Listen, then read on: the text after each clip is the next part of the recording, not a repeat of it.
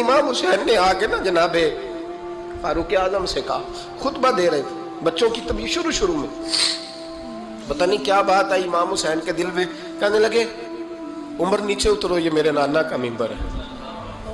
कभी मेरा भी बच्चा आ जाए तो मैं कहता हूं इसको पकड़ो यार, बच्चों को तो नहीं ना जुम्मों में मतलब जिक्र किया जाता, उतरना मेरे नाने का मिंबर है। जनाब उमर उतर के नीचे खड़े हो गए, तो कहा जाके अपने नाने के मिंबर पे बैठ। तो हजरत उमर रो पड़े, कहने लगे शहजादे मेरे नाने का मिंबर ही कोई नहीं, ये मिंबर ये मुसल्ले ये तेरे नाने की शान है।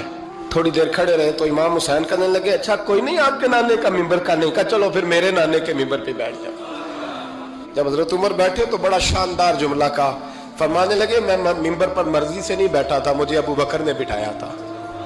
और फिर हुसैन के कहने पे मैं उतरा हूं, अब मुझे हुसैन ने बिठाया है, अब किसी की जुर्रत है तो उमर को उतार के दिखाए।